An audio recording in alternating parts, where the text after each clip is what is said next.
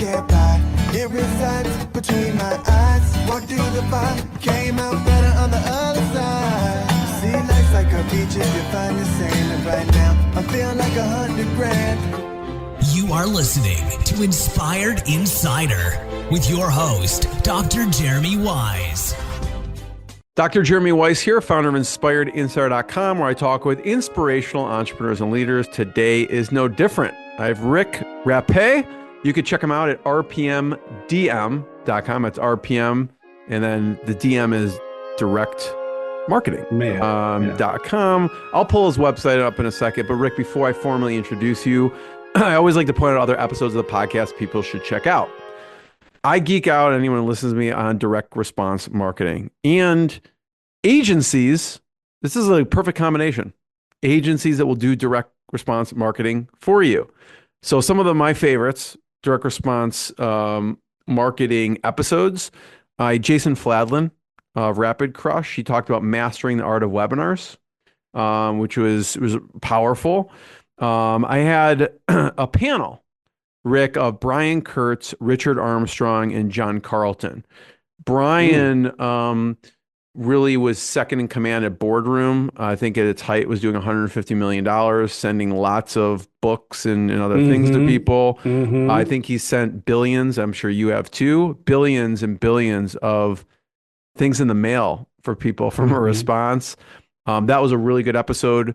Also, two May They Rest in Peace episodes. Joe Sugarman, who started Blue Blockers. Do you know? Yeah. Have you know Joe? Know of Joe? I don't know him, but I've definitely heard the name. Yeah.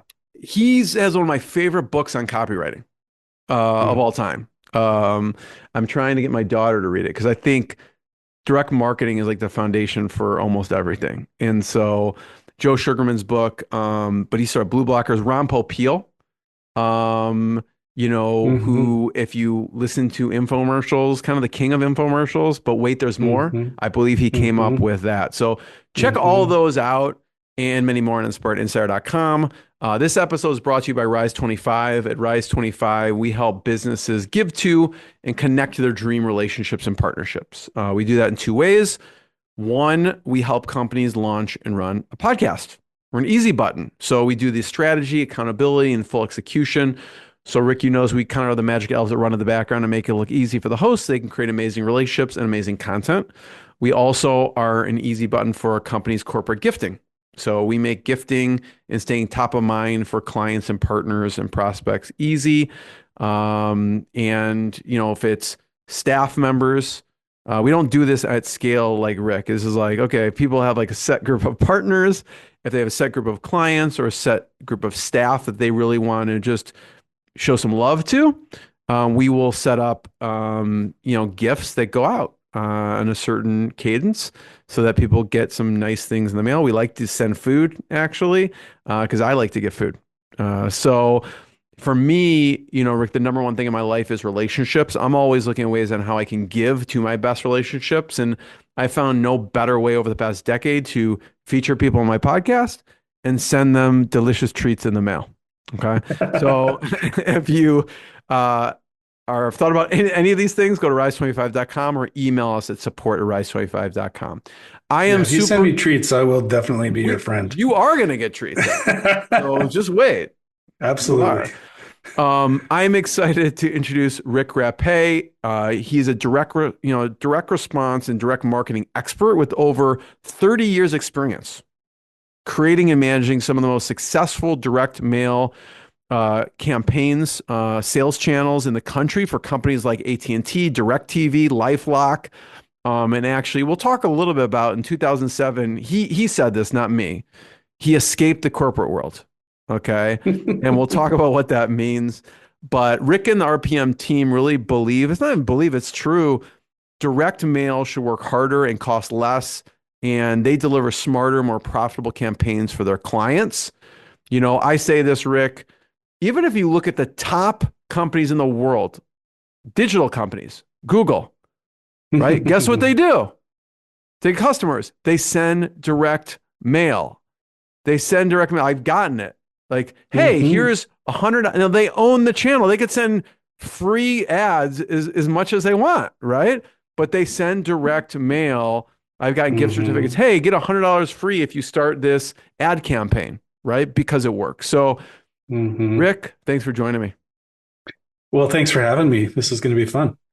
So let's start off with I want to get inside your head on all things direct mail, what works, what doesn't work, but just start off talking about RPM and what you do. And I'm going to just share your website as you're talking.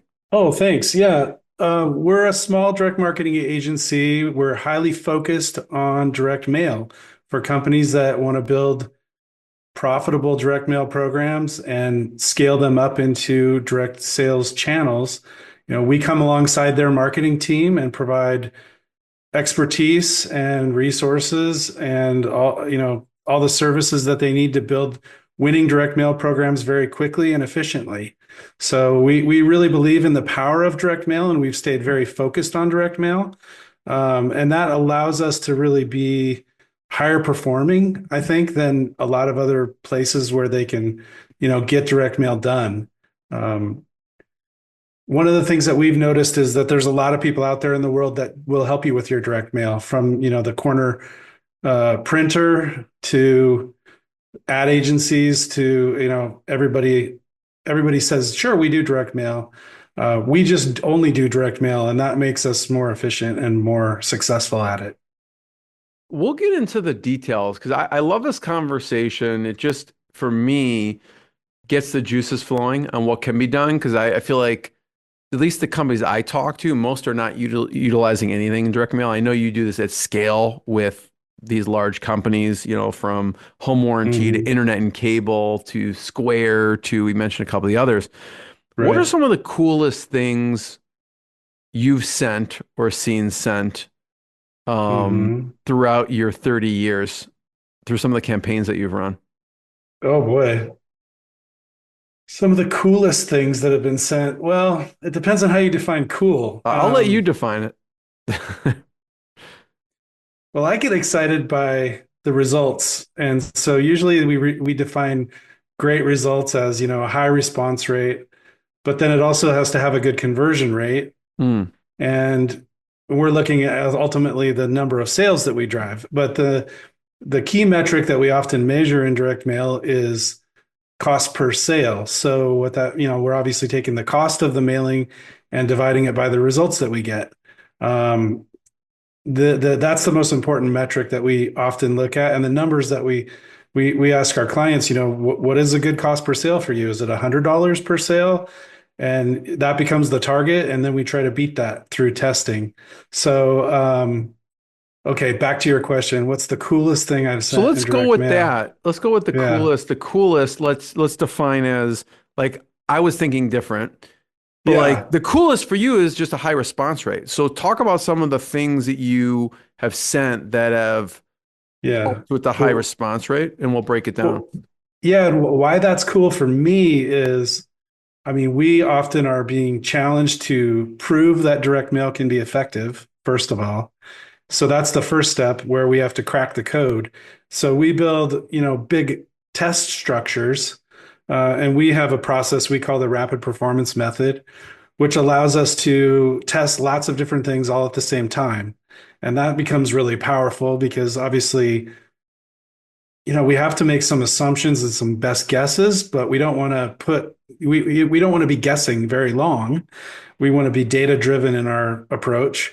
So we put a bunch of ideas out, and the beautiful thing about direct mail is we can mail A, B, C, D, E, F, G versions all at the same time and read the results. And then we know, okay, we've got these winners, and we can take the winners then and begin to scale the program up. So we get really excited. I get super excited when the CEO of the company that we're working for stops asking me, is direct mail going to work? And starts asking me, how much direct mail can we do? That's the shift that I like to see. And I get super jazzed. And I think that that's super cool when they go, oh, this is actually working. And we can repeat this and scale this. And it becomes very exciting because then we're not talking about projects.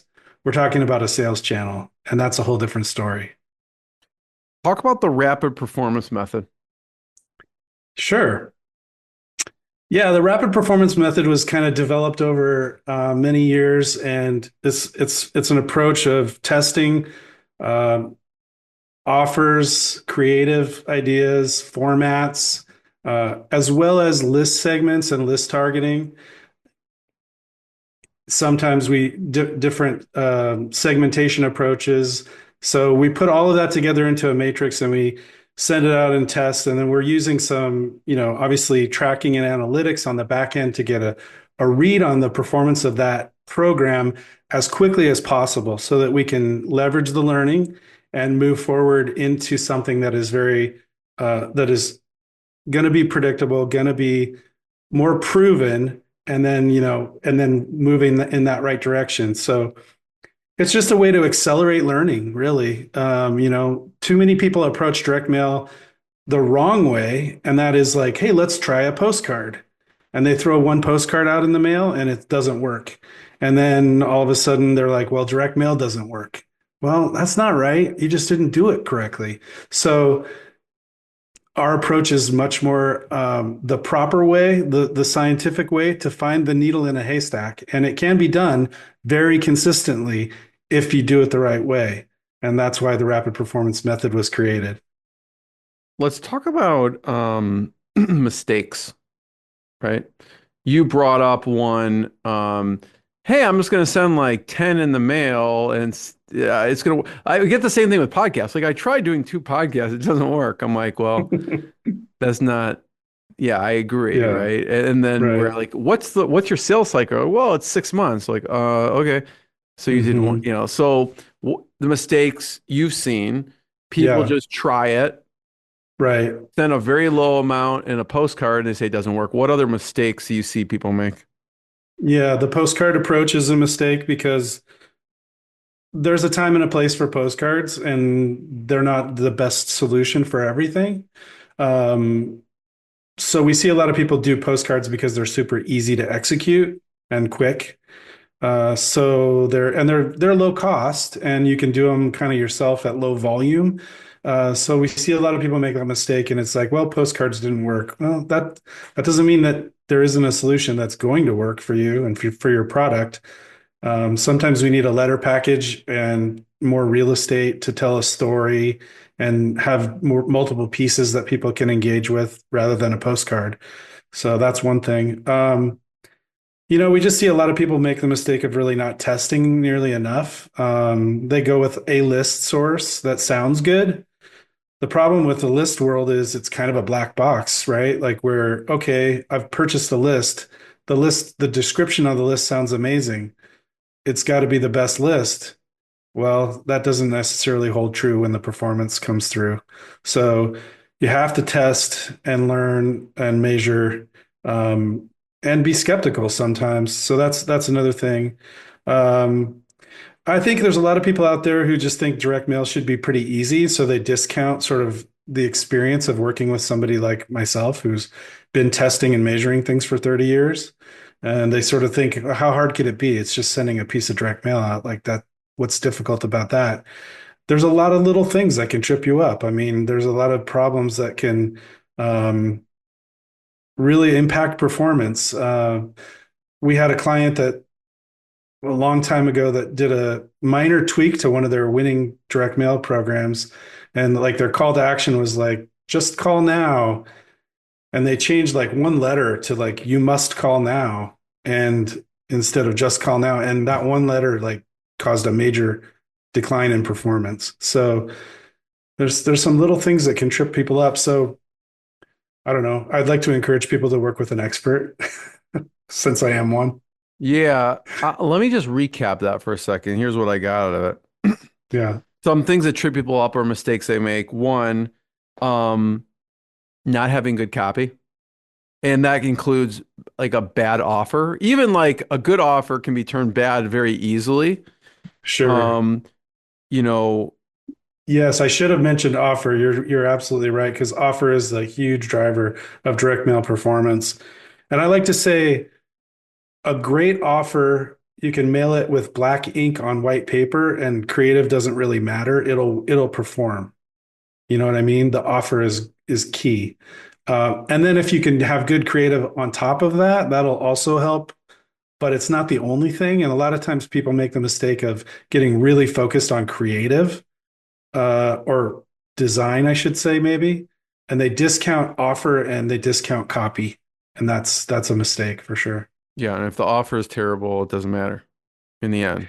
You If know? the offer's terrible, you can mail something that looks amazing and is written by the best copywriter in the world and it won't perform. Yeah. Exactly. Well, that's So, why what's interesting is like if any one of these things is not functioning on full cylinder, it's not going to work, right? And you mentioned yes. bad list source. It doesn't matter if you have the best offer, best copy at all, not going to work, right? Not testing obviously is a big one. Well, through testing is where we can find the intersection where all of these individual elements come together and mesh and create the best possible combination.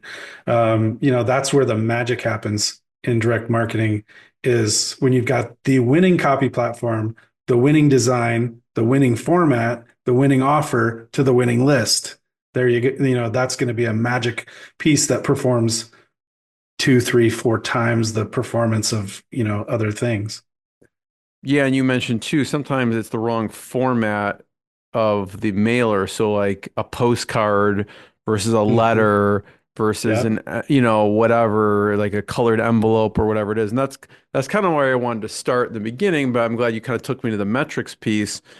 Hmm. What are some other things? And maybe we'll take an example. I don't know if we should take, the home warranty example or internet cable, just to give people an example of what are some of the things you do send in the mail. Yeah. Yeah. Well, we send all different types of formats. The internet and cable, I will use an internet and cable company example where they rely heavily on postcards, or they have. Many companies do. Um, I've worked with several internet and cable clients now for many years based on my experience in the past with AT&T. And um, basically, I started steering them towards higher performing, letter packages. And then one of the biggest breakthroughs I found for internet and cable companies, to be honest with you, was to try a mini catalog, an 8 page or a 12 page mini catalog, like a almost like you'd see like a product catalog. But we would do a spread on, internet speeds and a spread on TV cable packages and a spread on home phone, and then have offers and a letter at the beginning and things like that. And that particular format would blow the doors off the call center. Like the people would respond to it, and it had super long response cycle versus postcards, which usually drive a quick response and then it drops off really quickly. So this catalog format was a huge breakthrough. Now it was more expensive than a postcard, of course, but from a cost per sale perspective, it was much cheaper because of it was driving so much higher response. So that's the kind of thing that clients get excited about when they realize, like, oh wow, it's more expensive, but it's justified. It's justified in the results.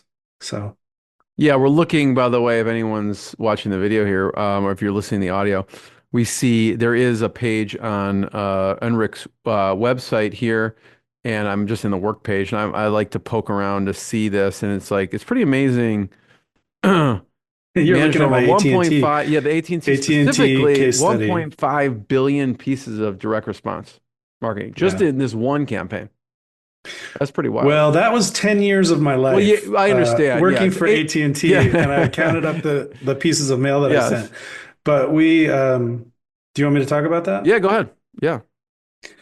Well, as a young person, I was able to work at a big agency, and one of the accounts that I started working on was the AT&T program in the Southwest region. So my clients were in Dallas, Texas, and we were doing direct mail for just that Southwest region. And then AT&T recognized that the results that we were getting were astronomically higher than all the other regions were getting. So we became the national AT&T sales channel and scaled that channel up to a massive size. So I was managing direct marketing budget for AT&T of about $100 million a year, and was able to manage a program where we were mailing every single day for AT&T, and did that, kept that program growing for over 10 years. So that was a very, very successful program. And it became, like, I would say,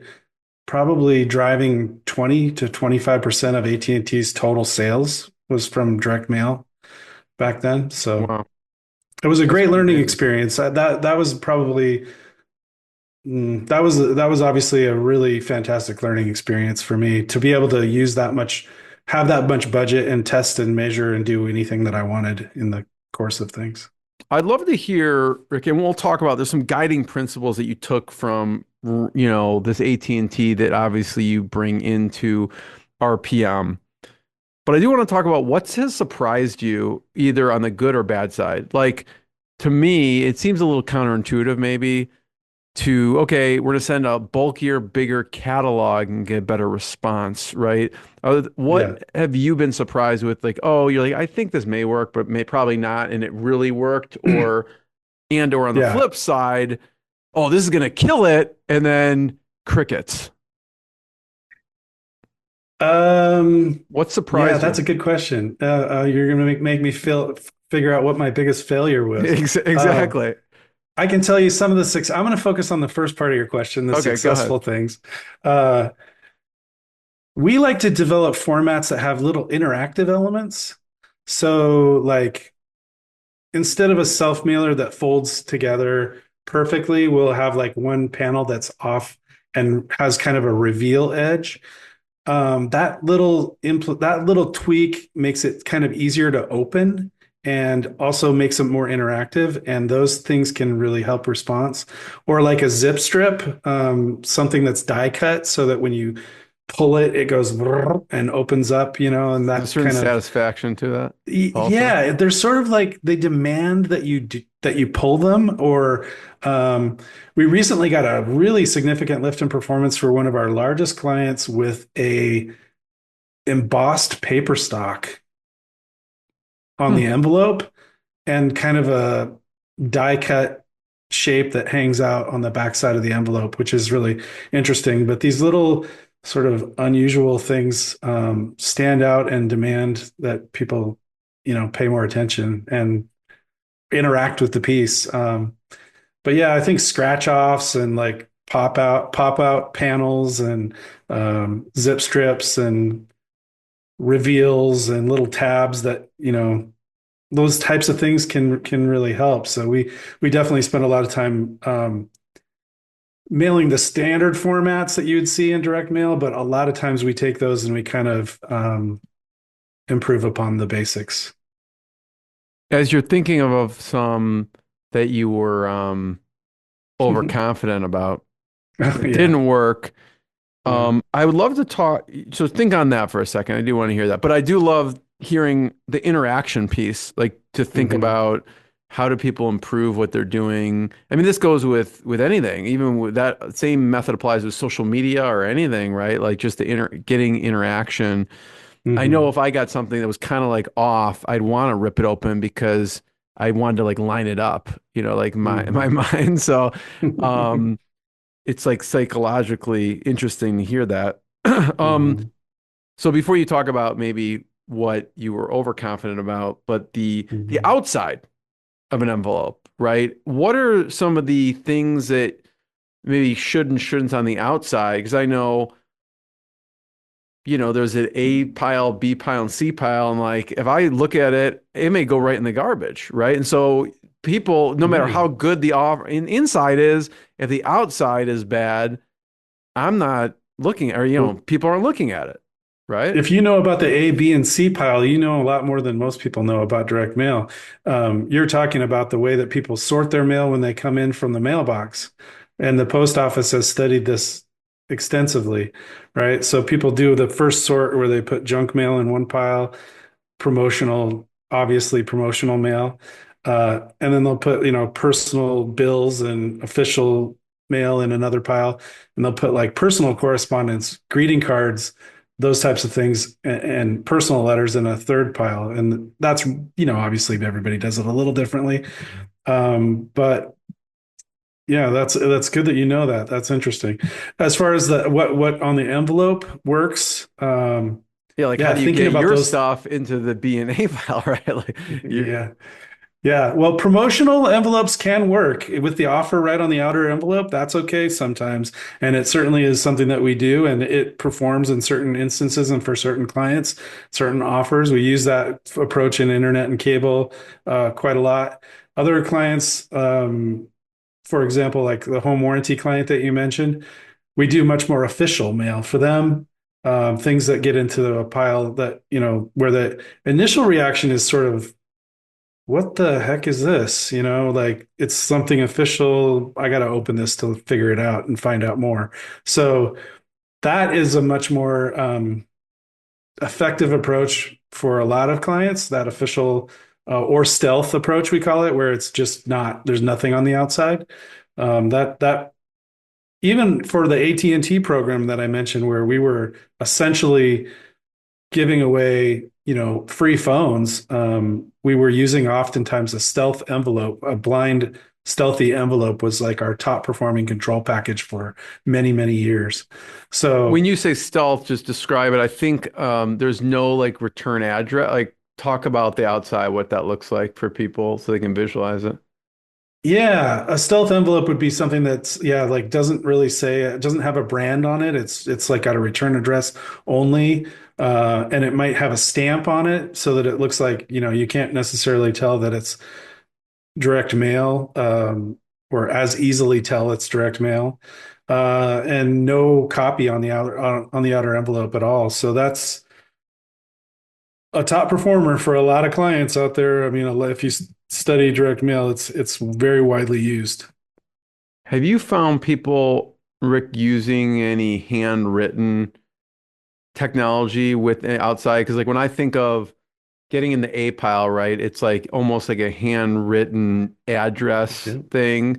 And maybe that gets into the AI conversation, which we were talking about before we hit record of like how is, AI changing direct mail? But talk about that Yeah. for a second.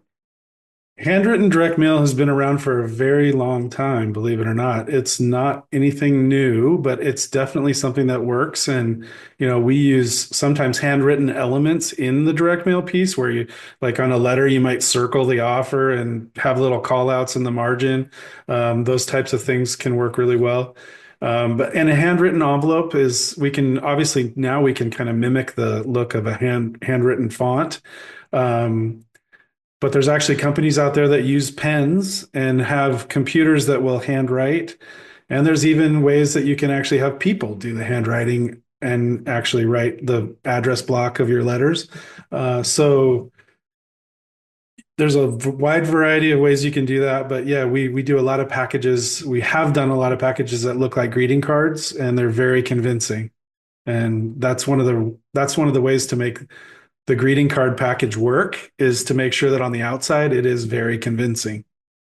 So We'll talk about how AI, some of the stuff on AI and how AI is changing direct marketing, but I still want to go back to anything that you thought was going to work really well and yeah, didn't. yeah, Because yeah, yeah, I've gotten, you know, 10 different copywriters, response marketers in a yeah, room talking, and it doesn't, even the best ones in the world will not, they'll like think it's going to work and it doesn't for whatever reason. Maybe it's a list, yeah, maybe it's what was sent. I don't know. So what was yeah. on your list of like, this is definitely going to work, and then maybe it just didn't work like you thought? I think I've had a few clients that have led me down a path towards the idea of using sort of life stage data and segmentation model data, which would be like a prism codes or um, something that tells that segments the population into different types of people, Mm, and then saying based on that segmentation model we're going to personalize like the images and the copy to fit that segment. mm. Like if you So it's sent a like AT&T to personalization like strategy. a Hispanic community or whatever, and maybe the creative would be more like the pictures of people that look like them or Caucasian or whatever it is, that kind of thing. Yeah, or it might say that we have one segment that's like retired, elderly retired versus young up and comers. And we're going to customize the images for elderly retired and young up and comers. And we're going to kind of try to personalize the packages for these two groups. Um, and that in theory sounds good and it works. It sounds like it's going to work, but it's just really hard to execute against all the different possible, versions that you would have to create. So it ends up being a very expensive idea to pursue and to execute on. And then it almost never pays off in the results. It's not justified. It doesn't create enough of a lift to pay for the amount of extra money that is needed to pull it off. Especially if it's, I guess, more like a wide stream product as opposed to like, there's probably products that cater only to 60, like, I'm just thinking of like hearing aids or something. Like, you're not sending it to like an up and comer. So, like, literally all of the lists Yeah. are these people. So it's speaking directly to just one group of Yeah, if we people. know about if we have a specific target market for hearing aids or something like that, for example, yeah, we're definitely going to talk to that market and customize things to that market. No, this is more of a where people want to get into a segmented approach and start personalizing the mailing for different segments on a product that is more, for a little bit more for everybody. So there's ways to do it in a light way where I think it can help. But I've just had some clients that took the idea and really tried to push it too far. Yeah. So talk about AI and how AI is changing direct marketing, if at all. Yeah, well, I think obviously we're able to use things like ChatGPT and Claude to develop creative and to write copy, and that's been an interesting resource, and we're certainly utilizing that. In conjunction with our copywriters who have years and years of experience in direct mail and direct marketing, but it's just a great way to generate ideas really quickly. So that has been something that we're embracing and continuing to work with. The other thing that I think is really exciting about AI is just it's created a lot more speed in terms of doing things like predictive modeling and predictive analytics.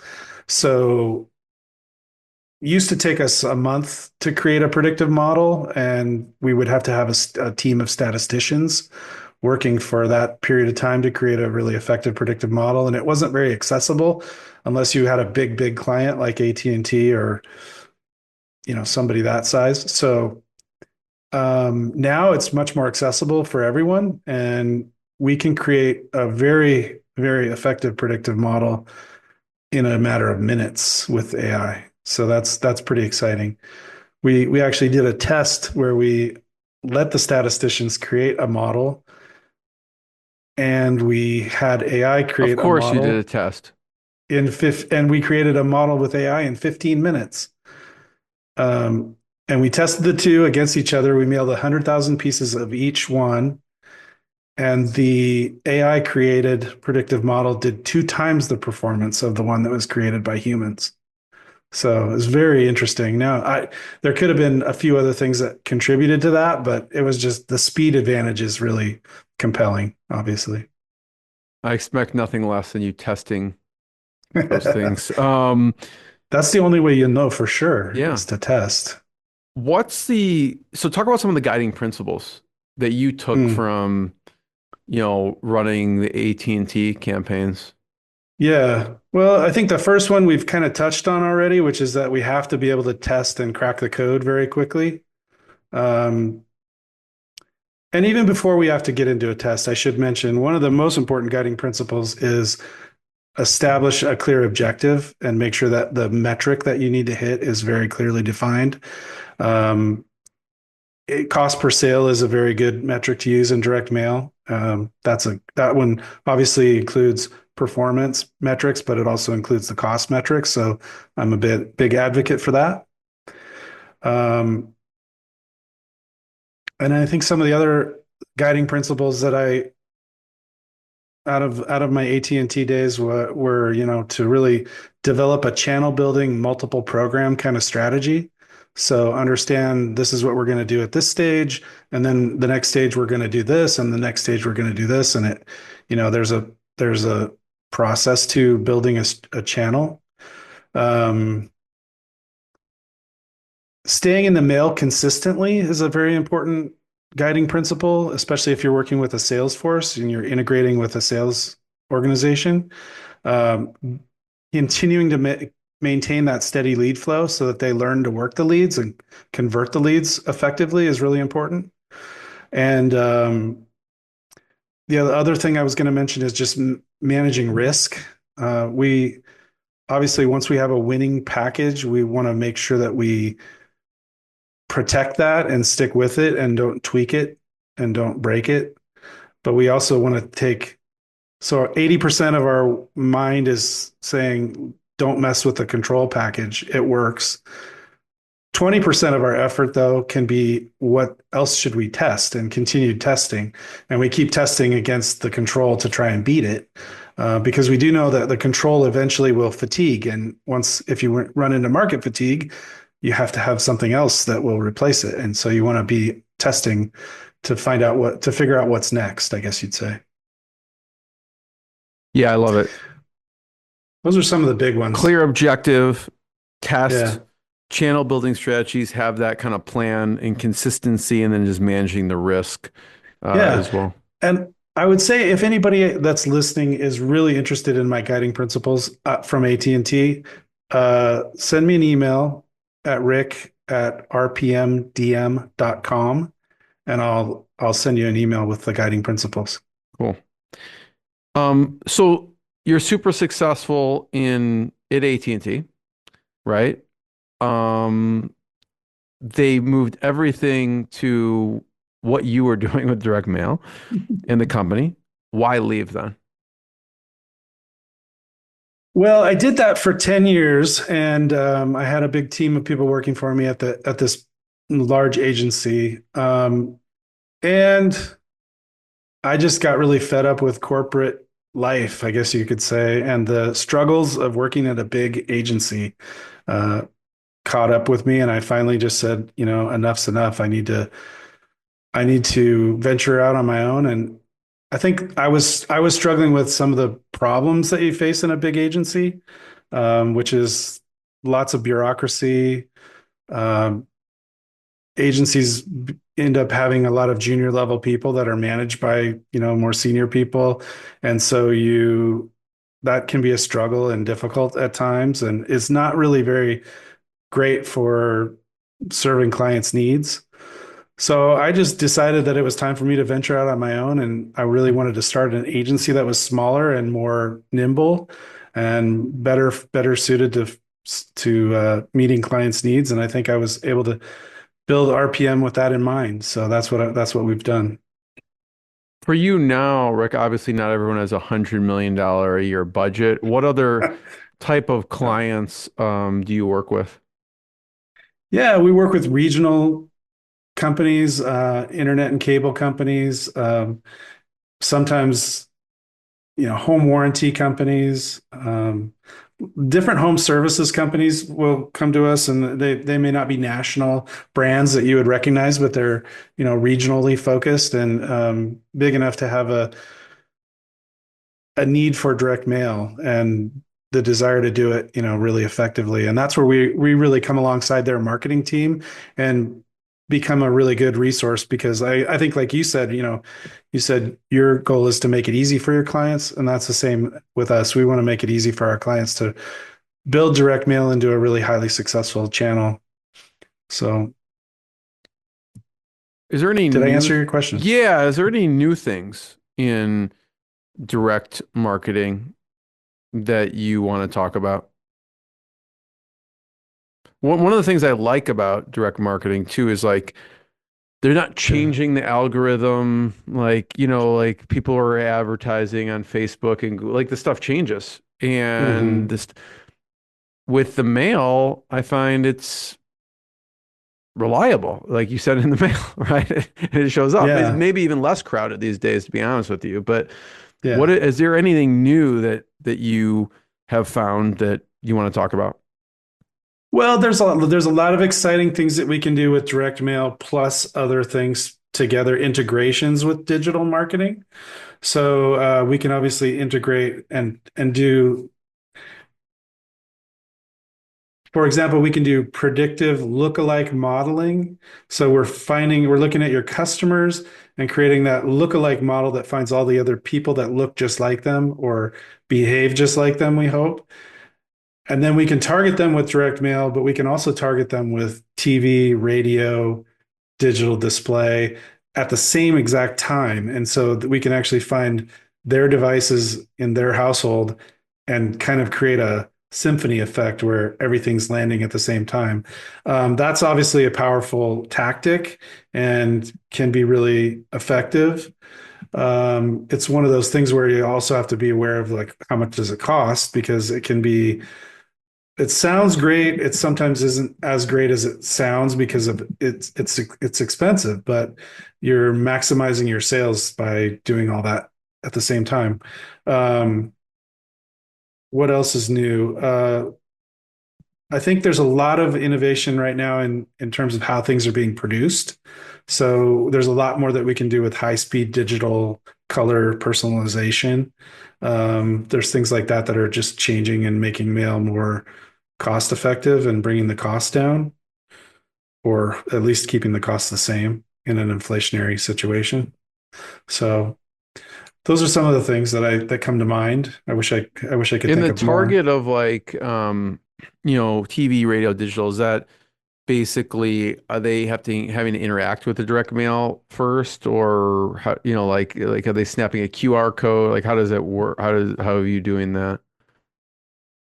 In that particular in that case, we can target without really them having to do anything. So before they've responded, we can hit them right leading into when they're going to get the Mm. direct mail piece with digital impressions and TV impressions and radio impressions, and then even right after they hit the mail. So it's kind of like hitting all at the same time. So it's really a multi-channel approach. Yeah. Multi-channel, omni-channel Without approach. them Yeah, even having to take exactly. an action. Right, right. But oftentimes, what you were saying with QR codes, I mean, there's lots of ways to integrate direct mail with digital as a response channel as well. Obviously, we use QR codes on a lot of things, use URLs to drive to web pages, and sometimes we even integrate video into a direct mail piece through use of a QR code. We can even buy a particular format of direct mail that has a screen and includes a video in the direct mail piece itself. That one's pretty slick, and that's something that we would like to do more of. It's very interesting.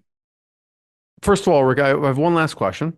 And more along just mentors of Mhm. yours through your business career. It could be colleagues, mentors, and what you've Mhm. learned. But I do want to just point people, if you've been seeing the video, if you haven't, you can check out Yeah, rpmdm.com to learn more about yeah. Rick and the company and to check out the work Mhm. they've done and some of the methodology that we've been talking about. Mhm. Um, and since, we're both a part of EO, I always like to ask, mentors, and some maybe lessons you learned from some of those business mentors. Yeah. Well, in the direct mail world, I worked at an agency for a period of time called the Kern Organization, and I worked with the founder Russell Kern, and I would say he's been a mentor of mine. I'm excited because I'm actually going to have him as a guest on my podcast, and he's a leadership consultant now because he was very successful at the Kern Organization, and he has sold that company to a bigger, New York holding company, and so I'm excited to talk with him as he's one of my mentors for sure. And I think he literally wrote a textbook about direct marketing. So um, I'll have to look it up. How do you spell his last name? Yeah. Kern, Okay, Kern. cool. Russell Kern. Yeah, yeah. And then it could be distant mentors too. I know you read a lot or listen to a lot of books Hmm. or podcasts. What are some of the resources you encourage people to check out that you love? um, Well, obviously, I would say people like Bob Hacker, Denny Hatch, um, Dan Kennedy. These are some of the gurus of direct marketing that I have studied and paid a lot of attention to over the years. Yeah, I remember. I think he sold the company, Rick. But Denny Hatch had what runs where, or what was it called? Do you know where he would send you what's been running and how long? Who's You know what I'm mailing talking? what? I think is Yeah, who's mailing who's what? mailing what. Exactly. Hmm. Yeah, totally. Yeah. Love that. And I love, I definitely love the Dan Kennedy stuff as well. Rick, thanks for sharing your journey. It's been pretty crazy. Who would have thought when you started working that you'd be like just running the AT&T and T and then parlaying that into helping others really be successful with direct mail. So people can check out rpmdm.com to learn more. And also you could check it out, Rick's podcast when you go on his page, and you'll see some legends on there that he'll have on, and they'll talk shop. So I'm looking forward to seeing those as well, Rick. And thanks everyone. And Rick, thanks so much. Thank you. Talk to you later. What I got, you can't buy. It resides between my eyes. Walked through the fire, came out better on the other side. See, life's like a beach if you find the sailing right now. I'm feeling like 100 grand.